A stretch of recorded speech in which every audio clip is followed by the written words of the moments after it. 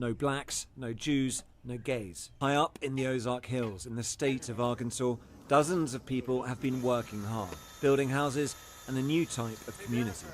It's called Return to the Land, and it is a town open to white people only. They are millennials and Gen Z, and this is a new update of age-old prejudice. What we've done here is establish a place where we have control over who our neighbors are, and that is just for the sake of preserving, our culture. And that culture, effectively, we're saying this is a white culture, a whites-only place. White American culture. But what this sounds like is bringing back segregation. Is that a fair assessment? It's free association. So we're not trying to keep other people down. This is a small settlement in the middle of the Ozarks. But they are being kept out, even if... you don't let everyone into your home. Around 40 people live here. Hundreds more from across the world have paid to be members. And while the men do the physical labour, the women take care of the children who live here full time. It could be a very loving community if you're part of the community, but if you're black, or if you're Jewish, or if you're gay, you can't be part of that community. They can have their own communities, and they already do. You might be wondering how any of this can be legal. Return to the Land is structured as a private members association, which they believe allows them to discriminate on the basis of ethnicity, along with other factors. That has yet to be tested in the courts and may well fail. The Arkansas Attorney General has said his office is now reviewing the matter as a result of our reporting, and that there is no room for racial discrimination in Arkansas or any... What's up, everybody? It is Saturday night. This is our Saturday Night Live, and it's time for Pop and Politics. I'm KJ. Let me introduce you to my co-hosts. We have Yana. Hello. And Shelly E. Hi, everybody. All right. Nicole is out tonight. She is feeling a little under the weather, so please keep her in your prayers, folks. Hopefully she will be back on Monday. All right. Before we light this fire, do your part. Tap that thumbs up, smash that subscribe button, and turn on your notifications. We're live on YouTube and Rumble tonight. We're on Rumble tonight, folks. Hello to our Rumble audience. If you're on the go, you can catch us on Apple Podcasts or Spotify under the name Pop and Politics. We love our chat. We shout out every super chat. So drop your thoughts, show your love, and join the conversation that the mainstream media wishes didn't exist. This is not just a podcast. This is a movement of God-fearing, truth-seeking, America-loving people that value freedom. Stand with us and subscribe so we can amplify this rallying call for freedom. All right, ladies, let's set it off. A lot to get to tonight. Of course, as you saw the top of the show, we are talking about the Return to Land group out in Arkansas. We're also going to talk about that epic press conference with President Trump and the Federal Reserve Chairman Powell. And we're going to talk about Japan tonight. Some interesting news out of Japan that actually has a lot to do with what's going on here in the United States. And we're going to get into it all. Folks, as we mentioned at the top of the show, the best way to join the conversation is your super chats. They go a long way in helping us produce conservative content, and it helps to keep us online. So we truly appreciate each and every super chat. So it's a great way to join the conversation. All right, so let's get into what we talked about at the top of the show, or actually the video at the top of the show, the Return to Land group. So a controversial group called Return to the Land is drawing national outrage after announcing plans to expand its white-only anti-Semitic or no Jews community from Arkansas to Missouri. The self-described private member association bars people of color and Jews from membership and promotes segregated communities under the guise of ancestral preservation. Even Missouri Democrats are slamming the move, calling RTTL, which is Return to the Land, a hate group. But the real question is, how did we get to a place where groups like this feel empowered to go public. Shelley, want to get your thoughts on this firstly. What do you think about this group? What I think about this group is I think they have every right to associate with whomever they wish. If they're buying the land, they are cultivating it, they are doing the crops, the house building, whatever, then hey, live where you want, pay for what you want, and have who you want on your property. That's what I think. How we got here, we're going to talk about it, of course, I know as we go around, but it's a little bit trickier, I guess. Yeah, what are your thoughts? First reaction, Yana. I mean, what do you think of this group? Well, what I think is that from what I found out, legally, they do have a right. Mm-hmm. And I know they're being challenged in court in Arkansas, but I looked up that they probably know this too, because they're a private club, a private association. Private clubs actually exempt from the Civil Rights Act of 1964. So legally, they do have a right to exclude members that they don't want to accept into their club. Mm-hmm. Yeah. Well, I'm looking here. So RTTL's language of ancestral preservation is, they're basically saying they want whites only. Is this the same ideology as that was justified during Jim Crow and apartheid, Shelley? Yeah, absolutely. It's the same ideology. It's, if you want to use the word racism, anti-Semitic, discriminatory, absolutely it is. That doesn't mean that they can't do it on their own private property. That's all I'm saying. And let me give you another example. While sororities and fraternities do this all the time. Now, while their charters will say, no discrimination, anybody can join, in actuality, you see a different outcome. So it plays out differently. Again, private clubs have this right, if you will. The government does not have the right to tell you who you can have on your property, who if you want to choose for whatever reason. That the government does not have the right. I think the question should be, why do so many of us rely on the government to tell us and to dictate our lives with our own money? And now when you use federal money or government money, there are other stipulations. But with your own money, your own resources, your own time, your own networking to bring in the private funds, why do we allow the government to tell us how we can choose to use that land and those resources? Yeah, well, Democrats are raising a fit about this. They are very upset, many on the left. Yet we've seen, over the last many years, the left supports racial affinity groups, on campuses, in the workplace. They support race-based reparations and segregated college graduations. So you can't credibly denounce white separatism while promoting racial division as they do everywhere else. So it's my contention that they help normalize this race obsession. And now it seems like they're shocked when it spirals out of control. So for instance, you guys know, I'm not sure if you guys know of Dr. Umar. So he is a Black supremacist, Black nationalist figure, has been around for many years. He pushes, that Blacks need to separate here in America, and he means Blacks from all over the world need to separate from whites. He does not believe in interracial marriage, interracial dating. He believes in Black supremacy, and he has been pushing this for a long time. However, he depends a lot on, he still wants reparations. He still wants government to give some type of monetary funds to Black people. And here he is in a recent video, again, begging for money. Take a look. Peace and Pan-Africanism, peace and Pan-Africanism. Peace and Pan-Africanism, peace and Pan-Africanism. This is your big brother, Dr. Umar Ifa Tunde Oguntade, Intercontinental Ifa Tunde RB Jesus.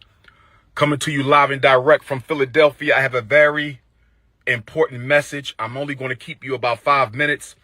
I have a very important message. I'm only going to keep you about 5 minutes. Peace and Pan-Africanism to my continental Africans. Peace and Pan-Africanism to my Australian Africans. Peace and Pan-Africanism to my Caribbean Africans. Peace and Pan-Africanism to my Africans in Europe and Asia. Peace. So then I called the bank. And the bank told me that my personal account, as well as the independent Frederick Douglass Marcus Garvey Academy account, have both been frozen. Both bank accounts have been frozen. Both bank accounts have been frozen. And I was told that there is an investigation into my personal account as well as the school account. I asked them, was this due to suspicion of any fraud on my part? I was told that it was not due to suspicion of any fraud on my part, but I was told that it was due to suspicion of fraudulent activity. I believe Medea and Pastor Bussy were fraudulently trying to get into my account. And if we find out that's the case, they will be sued and possibly arrested, because fraudulent activity on a bank account is a federal offense. Now, with that being said, brothers and sisters, Dr. Umar has access to no money right now because my personal account contains all of my money. I only send it to Apple Pay and PayPal as necessary. So the Prince of Pan-Africanism, for the first time in my life, is without any digital currency. So for my loyal supporters out there, if you can spare a few dollars so I can take care of Queen Mother Ifa Tunde and myself until my bank account is frozen or canceled so I can get my money back and open up a new account, please hit my Apple Pay or hit my PayPal. Okay. So Dr. Umar has been around for a long time, and he pushes the same type of separatism.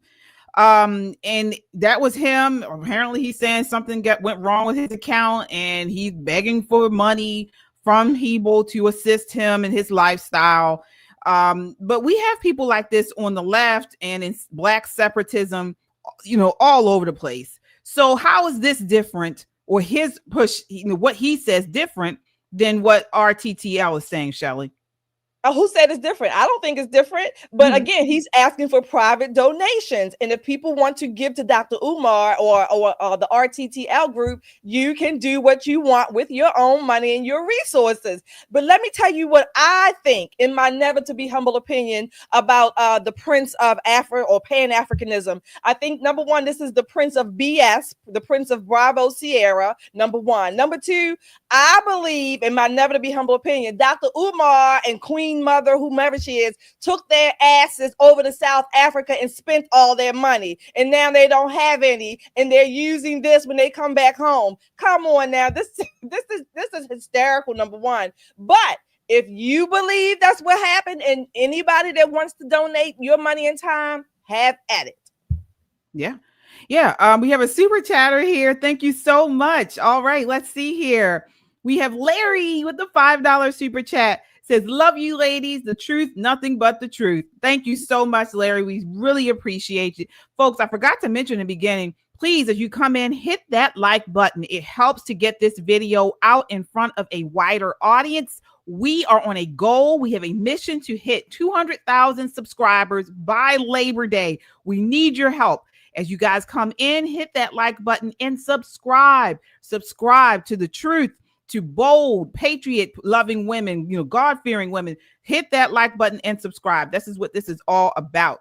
So, Yana, the radical left for many, many years now have insisted that America was irredeemably racist, that all white people benefit from systemic oppression, and that racial segregation could be justified in the name of equity.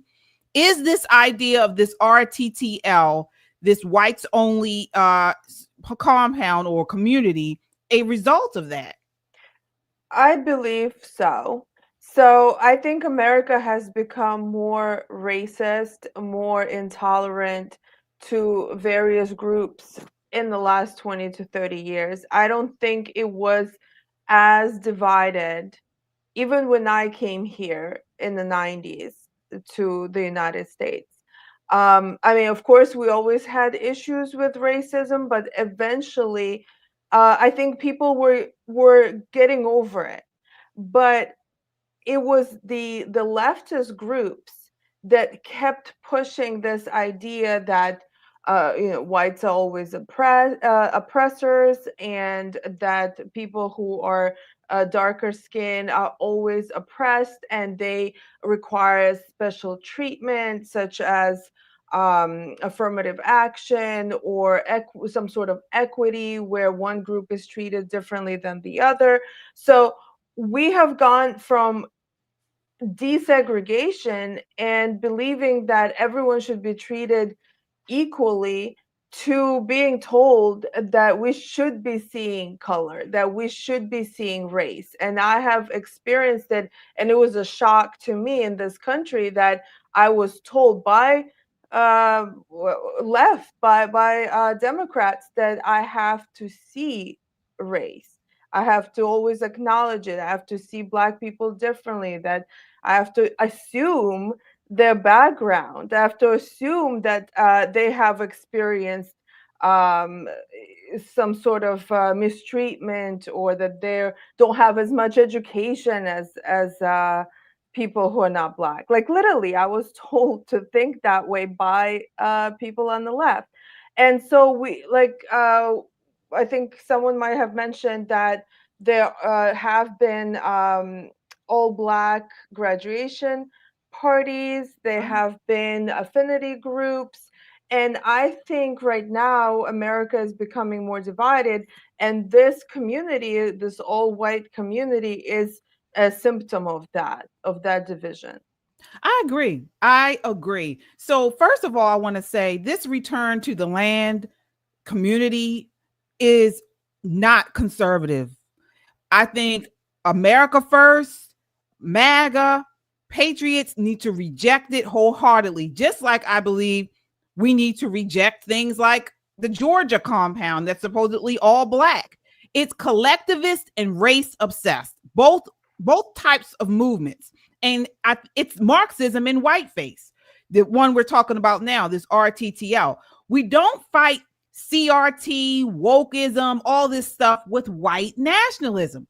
We fight it with truth, faith, and the idea that our rights come from God, not government, and certainly not skin color.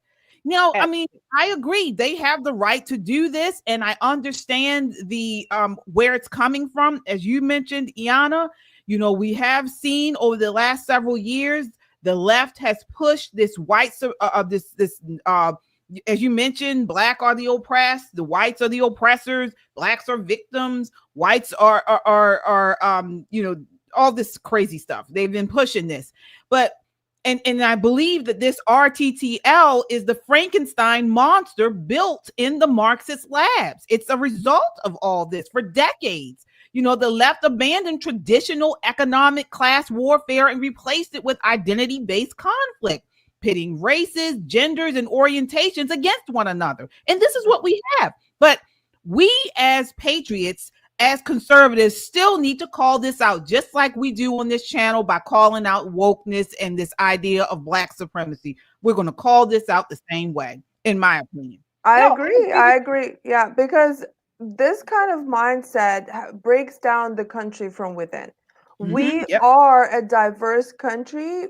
That's how this country started. That's how it progressed. Think of it as an empire where multiple different ethnicities, different religious groups have to get along. And this kind of community is not helping it. No, it's not. I also will add to that. One thing we forgot to mention is that we have political groups that do the same thing.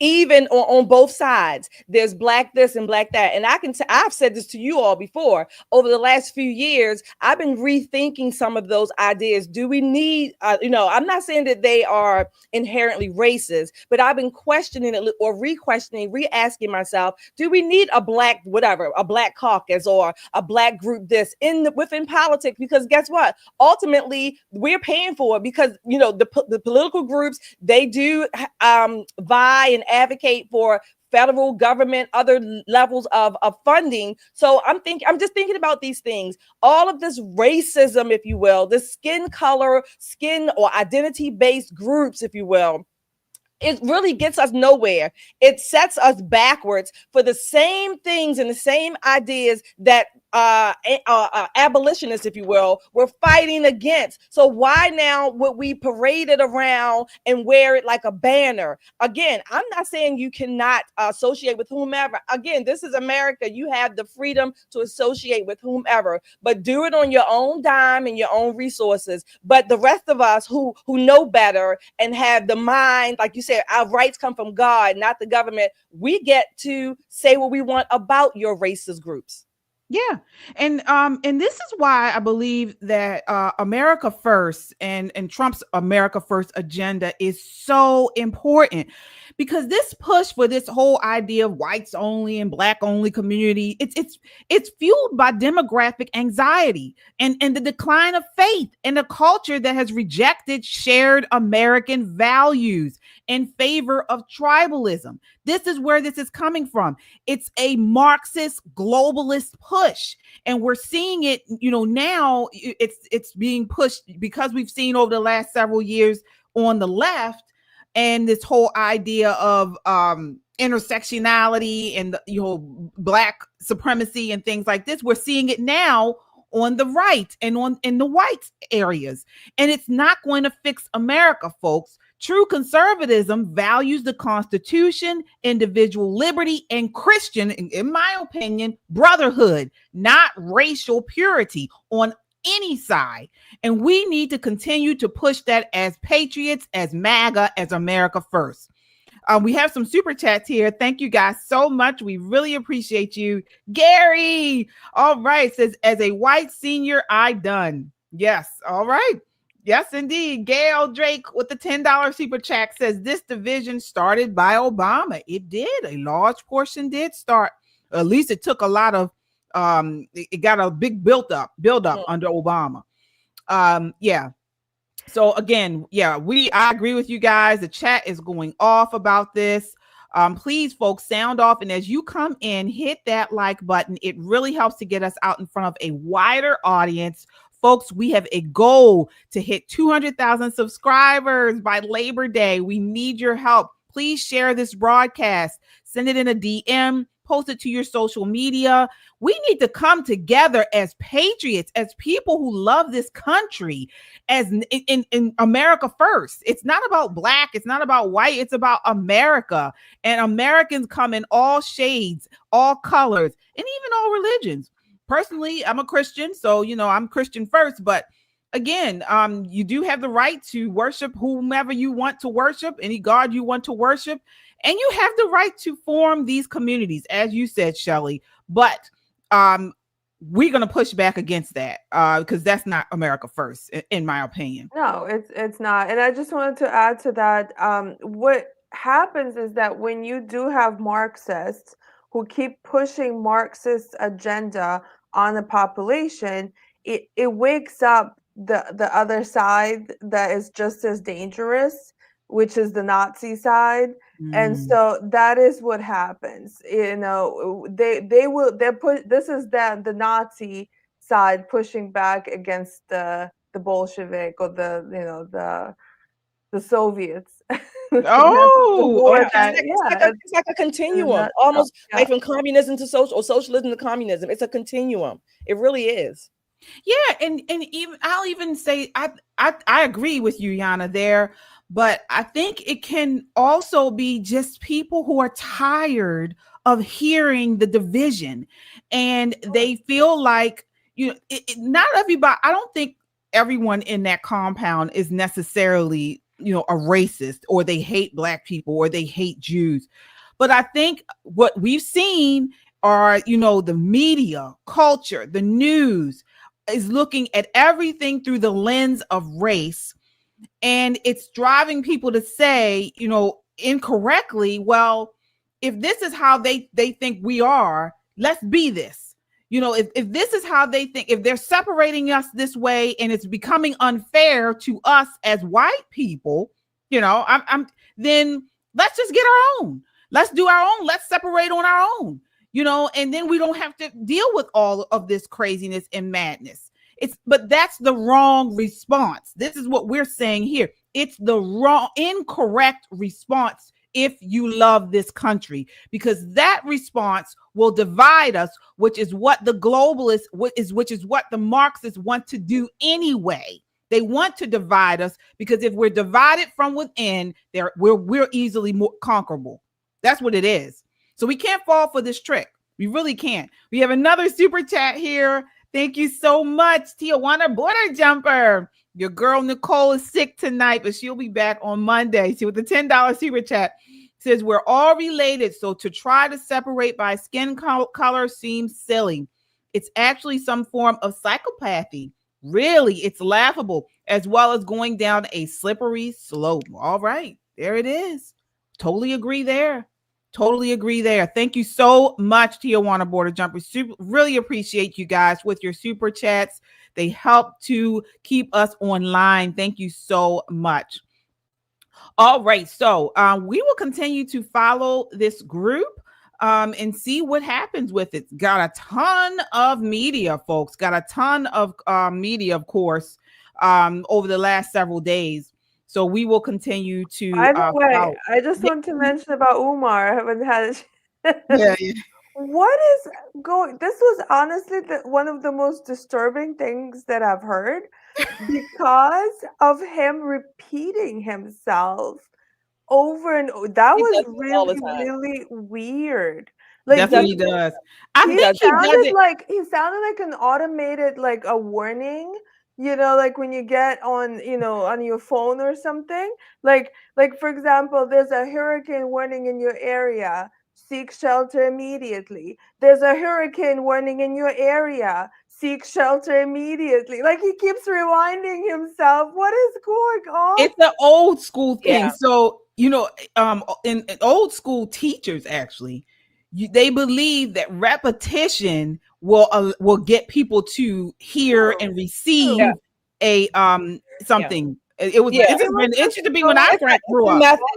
Dennis Prager puts it this way: repetition is the mother of pedagogy. And so when you repeat something over and over again, it tends to stick in people's minds. He does it all the time. It was just but that was disturbing, honestly. It's weird. It's weird the way he does it, but the way he does it is disturbing, and that was just weird. I was concerned. I haven't really listened to him before, so I thought something was wrong with him, that he was repeating himself. But also his school, the so-called school, it doesn't even exist. No, I know. This is what this is what I was talking about. I mean, we have these people on the left and in this whole black supremacy circles. There are people like him. And again, it's a grift. It's a grift. I mean, we have not seen any so-called progress of anything that he's talked about. Now, he is a huge proponent of reparations. Again, that's government handouts, and I'm not saying that maybe there's not a debt owed, but if it's something coming from the government, it's coming from us. So this is my issue with this whole thing. Again, I disagree with any type of movement that is separatist and based on racial separate or division. But if you're going to do it, don't ask for government assistance. Do it on your own, whatever you're going to do. It should be no government assistance involved whatsoever. And so what I find and take issue with is a lot of the black separatist movements all have some type of government assistance or government request, or it's something there, and I just don't understand that. I don't understand that. If you're going to be separate. No government assistance, no assistance whatsoever. You are assisted by the people within the movement. So So somebody said the Amish they do. Segregate. Yeah, they do. Now, but they don't tell you not to build a house next to them. Right. So they don't. But they don't take money from. They fund their own resources. They fund their own agenda, whatever it may be. Right, and it's really based on religion, isn't it? Yeah. Yeah, there's a religion, but but it's based on religion. But they don't go around begging for the government. They live, they subsist in their own lives, their own land or whatever. They grow their food, they sell their wares, and they subsist at the level that they want to. That's it. Right. Yeah, that's true. So we will continue to follow this. Got to move on here, folks. As you come in, hit that like button. So we got to get on what's going on with Trump. Before we do, I have another super chatter here, folks. Thank you so much. All right, we have JT Thompson says this is communities under siege trying to retreat from the siege, like MGTOW, MGTOW, I think that is something. Yeah, maybe not productive, but understandable. JT Thompson with the $10 super stat. All right. Thank you so much. All right. We have another one here. All right. We have Savrik says the situational gravity of this social cataclysm was seeded centuries ago. The really bad guys are using angry blacks and self-guilty whites as revolutionaries to create a permanent consuming class. All right. Yeah, that's a good point. Tijuana border jumper Nicole, get better. Thank you, Tijuana. Yes, we really want her to get better, and we will let her know. She might be watching. You said that. All right. So let's see here. Men go their own way. That's what MGTOW is. Yeah. Men go their own way. Okay, so I think it's like men separate then from men. MGTOW, that old movie. Yeah. Same thing. I mean, it's really destructive. All these separatist movements, it's destructive. I mean, and again, I know everybody's not Christian, but for me, coming from a Christian point of view, the Bible is clear. There's neither Jew nor Gentile, slave nor free, for you are all one in Christ Jesus. And that's Galatians 3. So, for me, this ideology is not biblical. It's not Christian. It's tribal, pagan, and it's rooted in hate. And that is not going to fix America. It really isn't. And even if you're not Christian, it's destructive. And we keep saying over and over again, this is what the globalists and the Marxists want. This is their aim. They've said this time and time again. They want to destroy America from within. I personally believe it's one of the reasons why they hate President Trump so much, because his movement has brought so many groups together under the agenda of America first, and that is crippling the globalist agenda. And we got to continue to push it. All right. So speaking of President Trump, we got to talk about this viral press conference he had on, I think it was Thursday or Friday. He just did what no other president would dare. He personally showed up at the Federal Reserve's front door to inspect what he calls a reckless, out of control $3.1 billion renovation project. So after reports surfaced that Jerome Powell tried to block White House staff from touring the facilities, Trump decided to take matters into his own hands. The president's visit was unannounced, bold, and powerful. He's not just calling out the Fed for mismanaging the economy.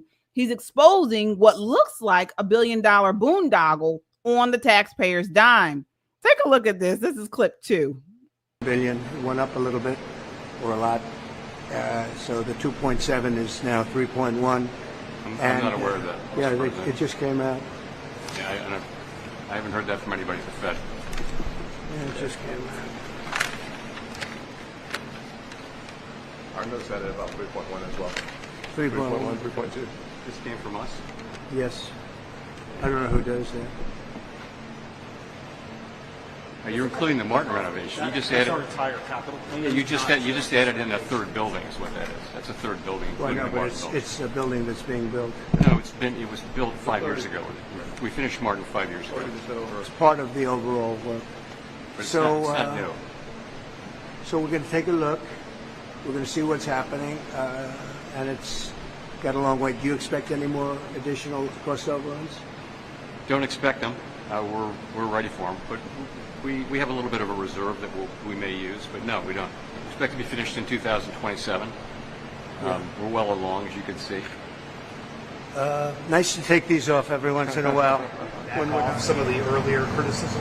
Well, I'd love him to lower interest rates. But other than that, what can I tell you?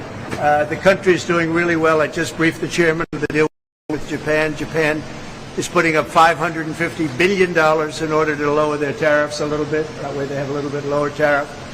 And they also opened their country to free trade, which nobody thought was even a possibility. And we get a zero tariff in the free trade. We don't pay tariffs, and they're going to pay 15% on everything they send into our country. So it's great. But they put up, as you could call it, seed money. Let's call it seed money. You could call it anything you want, but it's it's a total of $550 billion. Who is responsible for giving the president accurate information about what the cost is? Because Fed Chair Jay Powell was correcting him on live television. No, he wasn't. What the president pulled out of his They pocket. had two different numbers, is my point. The president pulled out of his pocket a page from the FOIA request of the Fed's own internal documents that is available on their website. So it's when he's saying there's a their third building, you're saying he's wrong? No. What the president is saying is the entire construction project that's going on, which is a build and renovation project over the last number of years, is currently at $3.1 billion. And what the Fed chair was saying was, no, you have to take one of the buildings out of it. Well, no, it's all one project on the whole complex. Why do you disagree with that? If the building was already done and it's not part of what your issues are right now? I don't know what you're saying. If you go back and look, and the president's looked at the forms, they're right there. You can see every single year. They put out the FOIAs for every single year, and every single year the numbers have gone up for this project. What number? So you're saying that the number Jay Powell gave was wrong, and the one the president had is accurate in your assessment? I think what the Fed chair is doing is splitting hairs in that moment to try to drive down the top line costs for what we're talking about. All right, let's get into this. I mean, that Caitlin Collins is such a partisan shrew. Shelley, what are your thoughts on this whole thing?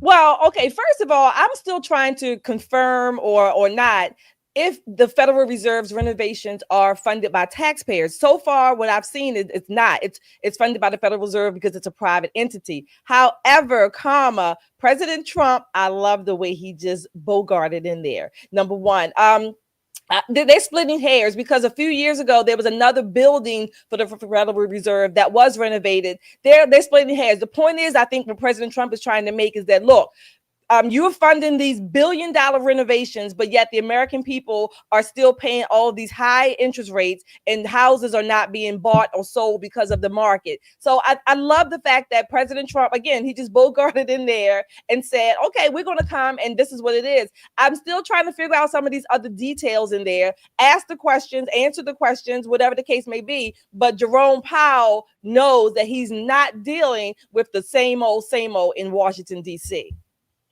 Yeah, exactly. Especially, Yana, did you see the part where I know you saw it, where President Trump says, well, I wish he'd lower interest rates, right. And he hopped him on the back, he looked like he that old little man. That was quite a slap. Yeah, he received.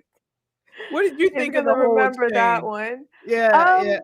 Well, from what, Shelley, if you're saying that it's funded directly from the Federal Reserve, basically it's a government project, then that is socialism. And in socialism, there's always waste because you can milk it forever. So that's what they've been doing. And the way that Mr. Powell responded, oh, well, you added another. No, this is from your own records. So he made it seem he was being deceptive there in that moment, that as if Trump himself, or I don't know, someone in the Trump's team added another building, and that's why it brought the cost up. That was very deceptive. I didn't like that at all from him. And he seems like he has been lying for a long time.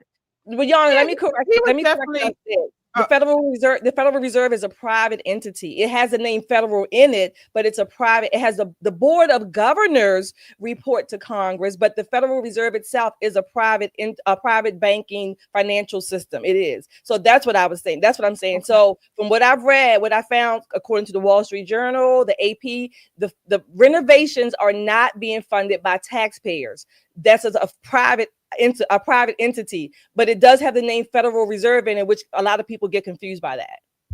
Yeah, but they're responsible for the interest rates and for balancing our, because it's a bank, because it's a financial institution, right? And technically, it does not get its funding from taxpayers. However, it does get its funding through interest earned on government securities it holds. So fees charged to banks for services and other operational income. So as so do other banks. Right. So so it is independent from direct taxpayer funding. But the board of governors are I guess accountable to Congress though too. So the board of governors that it has, they report to Congress. So are you saying then it was incorrect for President Trump to say that it was funded by taxpayers? So we don't have any, it doesn't matter how much they pay for this building? Well, let me say this. I couldn't really hear what President Trump was saying or the question. President Trump was pulling out, I think he was making a statement that the renovations are X amount and you're paying for all of this. Why can't you go ahead and lower the interest rate so that Americans can partake of the same some of the financial resources in their homes and equity with the interest rates? I think that's at least the point that I got he was making. Again, now don't get me wrong. How money is fungible and they can move around accounts and things like that at any level. So I'm not amiss of that point. All I'm saying is that so far what I've read, again, at least on paper, it does not receive taxpayer funds. It's its own private entity, but there is a government connection, particularly through their board of governors. Yeah, I think because to me it sounds like what President Trump was saying is that basically, as we all know, the Fed is a very, very powerful entity. And so it operates with a lot of power over Americans and our money and our tax dollars and things like that. And they don't hardly have any oversight. Absolutely. So what he's saying basically is you have this, again, they have no oversight. One of those things is how this project, which was supposed to be at 1.9 billion, it's ballooned to 3 billion. And so he's basically saying, you guys are out of control. Right. It was supposed to be 2.7 billion. Now it's 3.1. Right. So, and at the end also, we saw that apparently every year the cost was growing. Exactly. Right. So if it's private money, it can grow however much they want it to grow. If it's private money, the biggest point I took away is that what you said, like you said, KJ, they don't have any oversight. We need to blame our Congress. That man standing right next to President Trump, Tim Scott, senators in Congress, that's who we definitely need to go to, because they have allowed and given this control, if you will, of our financial and money system to this private entity that gets to, run havoc or wreak havoc or not. This is where we need to direct our ire. Yeah, but what we're missing, at least what I think I'm seeing, and what President Trump is saying, is that because even though the Fed is not so much, I guess you can say private, it's not funded by taxpayer dollars directly, they still have a lot of control over our tax, over our money. And I agree. He's showing that go ahead. Because of Congress. Okay. Not so, somewhat. I mean, Fed it is independent of Congress. But they set a lot of things with our money. So while he's trying to show, while right now, because they will not lower interest rates, he's sort of connecting the dots, saying we are struggling to buy groceries, and they are splurging on this enormous construction renovation and adding all this, luxury upgrades. And it's ballooned over what the original budget was. And it's connected to how but we're all still suffering. So okay. That's what I'm at least no, that's what I'm I hear what you're saying. I think that's what President Trump was trying to say. But let me ask you this question. Let me ask you a basic way like this. If you, Yana, or myself, I don't know, let's say we were multimillionaires or whatever, right? And our next door neighbor was struggling. Would we be responsible? Does that mean we can't upgrade our homes because our next door neighbor? Well, I mean, if I have the same thing. No, it's not the same I'm thing. glad that your money. If it's your money, do you get to do with your money what you want? That's all I'm saying. That's all I'm saying. The Federal Reserve has a hand on the entire economy of the United States. Yeah. That is different than a person just having a big house. Right. No, they're not they affecting their the money. entire They're loaning the money. Wait, to, 1 loaning second. The use of the money. All I'm saying, I agree What with you what say? you're saying in principle. I agree that they're loaning the use of the money to the American public, to whatever. They conduct monetary policy.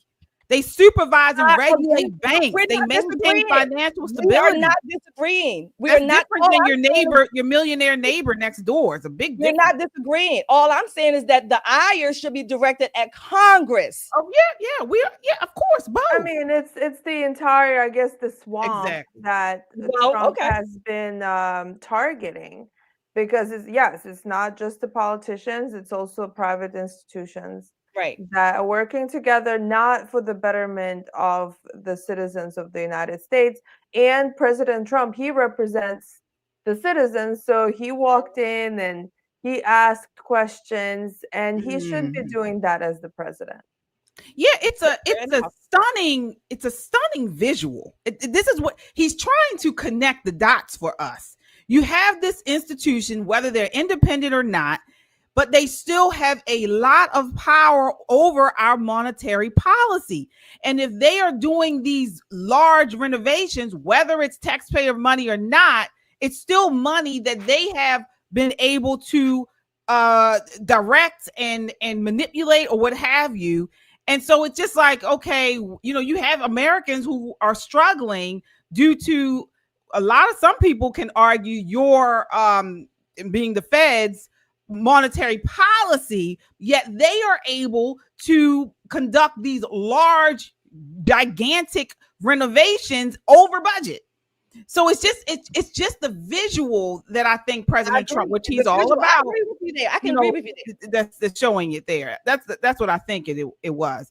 But it was a stunning visual because he really went in. I mean, President Trump is a master, as we know, deal maker, and he does it with the visuals. I mean, he patted that man on the back so hard, I thought his tie was going to go across the room. I mean, it was crazy. So I just thought it was. And then you have, of course, CNN, at the end. Again, they are so biased. I mean, why can't you just ask a straight question? They always take it from an angle. Instead of if it was Biden, they wouldn't have asked him that. And you would imagine that the Democrats would be more on the citizen side when if this, they're all about, let's be fair and let's make sure that, the rich are not getting richer. And in this case, they were literally defending the rich guys, basically. Right. Just because of Trump. Yeah. Right. Just because of Trump. Exactly. All right, we will continue to follow this story and see what goes on with Jerome Powell and the Fed. So apparently they had a very good meeting after that press conference.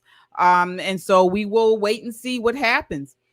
Folks, as you come in, please hit that like button and subscribe if you haven't done so already. We're on our way to 200,000 subscribers, and we need your help. We have a goal to hit that by Labor Day.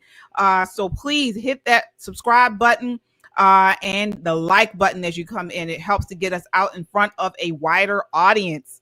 All right, we do have some super chatters here, folks. Thank you all so much. Let's see here.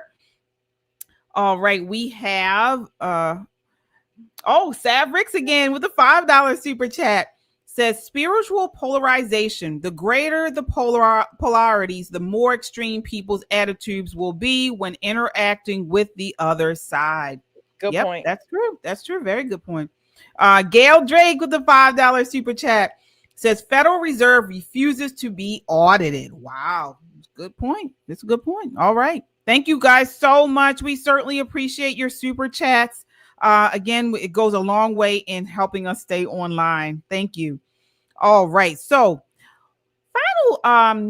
final spotlight of the night. Wanted to talk about Japan. All right. So this is an interesting topic.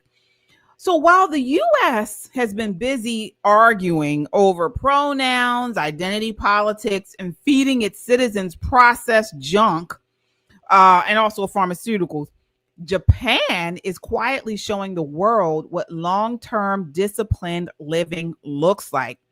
So a new report from Japan's health ministry reveals that half of Japanese women born in 2024 are expected to live to 90, and their men are still living well into their 80s. So despite COVID setbacks in 2021 and 2022, Japan has bounced back. Meanwhile, here in America, life expectancy is plummeting, and no one in power wants to talk about it. So let's get real. This isn't just about medicine or healthcare. It's about culture, values, and priorities. Japan promotes family, personal responsibility, and preventative health, while America promotes fast food, gender confusion, and antidepressants. So what's going on here? I want to get your thoughts on this, Yana. Well, why is America so off course? In terms of health? Yeah, in terms of this. I mean, in terms of health, life expectancy, are we focused on something? Are we focused on the wrong things here? Well, America has had a problem with lifestyle choices for a long time. And I think that is probably the biggest difference between the United States and Japan in terms of the kind of food that we're eating in America. And I'm hoping that with RFK Jr. and his influence, things are going to change. And I hope that people's attitudes will change about how to take care of their bodies. And so I think that is probably what's really driving this, is because Japanese, they generally eat a plant-based diet with a lot of fish. They do not eat a lot of processed foods. They do not eat too much animal fat. That's true. And so they're generally they're moving more. And however, there are issues in Japan as well. So I mean, I think on one hand they're doing well, but then there are different types of populations in Japan. Also, there's the rural. I think those are the ones that live the longest and they're the healthiest. But then the city dwellers in Japan, they have a very stressful lifestyle. They're obsessed with work, with overwork. They literally die from overwork. And their birth rate is not doing so well either. So I think we can learn from certain communities in Japan, and also I've listened to one thing about Japan is that they have the ones that are doing well. They have community, and that's what keeps them happy and healthy and living long. Yeah, I mean, well, overall, when the data shows that their life expectancy is much better than the U.S. Now, while the cancer and old age are top causes of death, in the U.S., we see increasing deaths from fentanyl, lifestyle diseases, and violence. So, what do you think Japan is doing right, and what are we doing wrong, Shelley? I narrowed down to maybe three things. I mean, overall, it's a lifestyle, but I think it is. I think it's health or exercise, diet. Overall, all those things Yana said are true. Absolutely. I think where we have at least gotten off track in this aspect, many of us, I don't know how many millions, whatever, we don't eat at home a lot more. We eat out on the go, things like that. We don't have I'm going to say maybe the discipline, the structure, if you will, where we can focus on the healthier choices overall, right? That's not to say that people still won't get sick, people don't have accidents, things like that. That's not to say that at all. But ultimately, I think it's a mindset. I think it's a mindset of the family, of individuals, of course. And prioritizing. Many of us work. We might work outside the home, or we just have to work, period. It doesn't matter. There's life is going to happen no matter what. I don't care where you are. Life is going to happen. You have to be able to feed your families. You have to be able to pay for your needs or whatever they may be. So, but it's also a mindset. What is the priority, or what are the priorities, and how can we go about maximizing or reaching those priorities, and at the same time, again, just living in life. It's all about balance, I guess.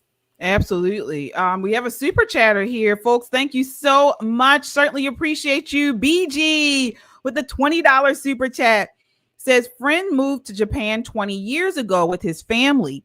Kids learn to cook together and be respectful members of the community. Meanwhile, U.S. kids learn that their country is evil and to be confused what's between their legs. I 100% agree with what he is saying. So again, Japan, they're showing that discipline, healthy living, and cultural cohesion, what we were talking about in the beginning, yield generational benefits. So we as Americans, just to take it back from what we were talking about in the beginning, we got to refocus on faith, family, fitness, and our food. Thank God for RFK Jr. Not just to live longer, but to live better. We have a deep moral decay in our culture here in America. Not just that, but with the drug culture, with the abandonment of tradition, not just here in America, but in the West. We're seeing it over in the UK as well. And folks, this is the fruit. This is what happens. We're seeing it in our youth, in our young adults. They have no purpose. And they don't have a family to fall back on, because most of the family is mama's out getting her thing going, grandma too. So we got to go back to traditional. We got to get back to tradition. And we got to cook at home. I think that's the biggest difference. Learn to cook at home, have dinners together. That will bring us together. It's a survival skill.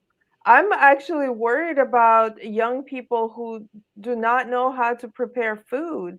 And if, let's say, we have a crisis in this country and there aren't food, or you don't have money to order already prepared food, how are you going to survive? Yeah, you're right. And that food, that lack of good food and home cooking is showing up in our women.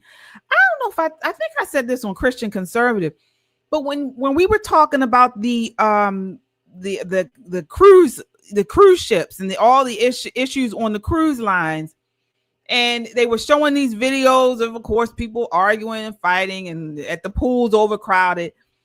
All these women now are huge. I mean, now even in the lines, I mean, everyone is obese. And I couldn't believe it. And even like here in Baltimore, you go on Instagram, and, I follow a lot of the restaurants and the live music places and stuff. And they show what's going on inside of these restaurants. All these women are huge. I mean, morbidly obese. And it's just like it used to be. I come from a big family. Like my mom is a big girl. Many people in my family are big women.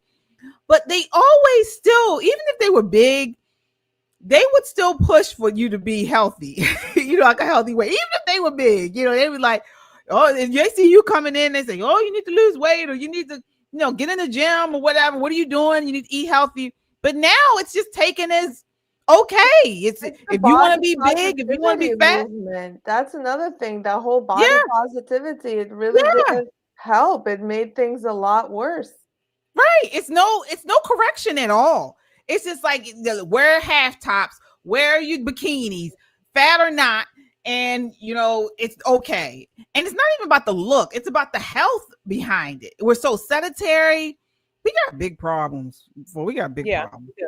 Well, and let me say this. When we talk about the lifestyle overall, if I'm going to go from a macro picture, American culture, from a macro picture, does not really, promote a healthy lifestyle. You're right. When you think about, let's think about the work schedule, even the school schedule. Schools, they don't have gym or anything anymore. You're gone. You might be out your home, but you're working from quote unquote 9 to 5, right? By the time you get home, you're tired. You got to fix food. It gets dark outside. The American lifestyle, compared to many countries in Europe, they promote a lifestyle. They incorporate that walking and drinking water throughout the day. It's a part of the lifestyle. Switzerland, I think France, Italy. You're walking, you might be using public transportation or whatever, but you are encouraged to incorporate that. Have a midday, a break, if you will, things like that. And I'm not saying let's just be all like Europe. I'm saying that these are some things that we might learn from, and maybe at least our children and children's children, grandchildren, maybe they'll be able to incorporate this in their generations to come. Yeah, good point. Excellent point, Shelley. We have some super chatters here. Thank you all so much. All right, let's see here. All right, Chadwick with the $10 super chat says the proper terminology is blue zoner. Blue zones are places in the world where people live the longest. Okinawa, Japan is a blue zone. All right, thank you so much. Yeah, definitely. So we will continue to watch that and take a look at that. We are at the end of our time, folks. Shelley, yes. Sorry, KJ, this just dawned on me. We're talking about this topic. If it's one thing that I would say that we can advocate or suggest, turn off the damn whatever, the TV, whatever. Turn them off at night and get some good sleep. Oh yeah. That is, and sleep and rest is one of the most important things. They always say, and that comes with activity, because the more active you are during the day, the more likely you are going to get a good night's sleep. So you are right about that, Shelley. Absolutely. And perfect. Final words, Yana. Well, just on the same note, if we want this country to be strong, we have to be strong within, physically, mentally, emotionally. So take care of yourself, and that in turn will benefit us as a whole. All right. Perfect. Well said. Shelley, final thoughts for our viewers. Oh, I just want to say thank you to all of you. We are at 182,000. Is that what it is? So we only have a couple of thousand more. Well, more than a couple thousand, but let's just say a few thousand more to get us to 200 plus K by Labor Day. We can do it with your help. You all are so magnificent. You really support us. And I mean, we can't thank you enough. All of our mods in the chat, all of our chatters, even the ones that disagree with us. That's great, because that challenges us. It challenges us to push back, a healthy dialogue. But thank you so much. But keep hitting that like, share, and subscribe button. Share. I'm gonna sound like what's his name? Dr. Umar, right? Share. Like, subscribe. But do it today and tonight and this weekend, and keep it going around the world. Thank you all. Absolutely. You are right, Shelley. Yes, indeed, folks. All right. And we're not the only ones here on the Metro Conservative Media Network. We just had Just the Guys had their show at 6:30 this evening. So you can go back and check out their live at Just the Guys Podcast, their YouTube channel. All right. And then tomorrow you can check me out at KJ Christian Conservative, me and Michelle at KJ Christian Conservative right here on YouTube, where I tackle it all from a biblical perspective. So if you love that, check me out, subscribe. And then we will be back on Monday. Hopefully Nicole will be back with us here on Poppin' Politics on Monday. Hopefully she's feeling better. And we will see you then.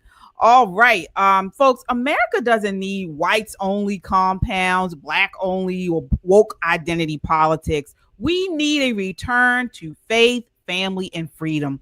Japan is thriving because they value discipline and tradition and unity. We can too.